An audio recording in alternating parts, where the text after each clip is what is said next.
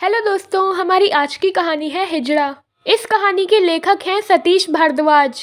बस यात्रियों से भर चुकी थी और चलने को तैयार थी। सभी अपना सामान और खुद को संयत करने में लगे थे। एक युगल अपने लगभग 5 वर्ष के बच्चे के साथ बैठा था। उस बच्चे ने हाथ में 1-2 रुपए का सिक्का मजबूती से पकड़ा था। बच्चे की माँ ने उससे वो सिक्का मांगा तो बच्चे ने देने से इनकार कर दिया। बच्चे की माँ ने झल्लाकर कहा, गिरा देगा तू इसे कहीं। लेकिन बच्चे ने ध्यान नहीं दिया और जाहिर कर दिया कि वो सिक्का नहीं देगा। तभी बस में एक प्रौढ़ उम्र का हिजड़ा चढ़ा।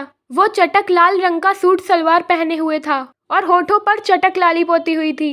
बस में चढ़ते ही उसने ताली पीटते हुए कुछ नव युवकों की तरफ उत्तेजक इशारे किए और उन्हें छेड़ा। उन युवकों ने भी एक मादक मुस्कान के साथ उसको 10 का नोट थमा दिया। हिजड़ा अपनी इन उत्तेजक भाव भंगिमाओं के साथ बस में कुछ ऐसे यात्री भी थे जिन्हें वो हिजड़ा मनोरंजन का साधन लग रहा था।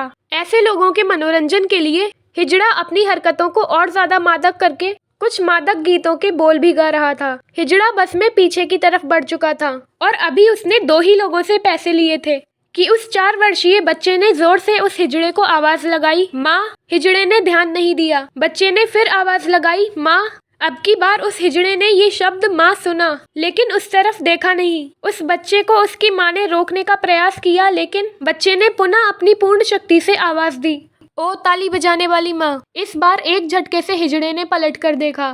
तभी एक व्यक्ति ने उसे देने के लिए एक नोट निकाल लिया था। उस हिजड़े ने वो नोट पकड़ भी लिया था लेकिन उस हिजड़े ने उस नोट को छोड़ दिया। हिजड़े का ध्यान आकर्षित होते देखकर उस बच्चे की माँ जो बच्चे को रोक रही थी वो थोड़ा सहम गई। हिजड़े के भाव बदल गए थे। उसके मुंह से बस इतना निकला, हाँ मेरे बच्चे। बच्चे ने वो सिक्का हिजड़े को दिखाते हुए कहा, माँ ये भी ले लो। ये शब्द माँ एक बार और सुनकर हिजड़े की आंखें जो अब तक नम सी थी अब उनसे पानी चेहरे पर आ चुका था। तभी उसे कुछ ध्यान आया। उसने रुककर एक यात्री से लिए पैसे उसे लौटा दिए। वो यात्री अवाक हिजड़े को देख रहा था। तभी बच्चे की एक और आवाज आई, माँ आजा। हिजड़े ने एक रुंधी हुई आवाज में कहा, आ गई मेरे बच्चे। हिजड़े ने बच्चे के पास से गुजरकर आगे जिस सवारी से पैसे लिए थे उसे भी लौटा दिए और बच्चे के पास आकर वो हिजड़ा अपलक उस बच्चे को निहारने लगा। बच्चे के छोटे से हाथों से हिजड़े ने वो सिक्का लिया और इसे चूमकर माथे से लगाया और ऊपर सर उठाकर भगवान का धन्यवाद किया। बस में सभी इस दृश्य को देखकर अवाक थे।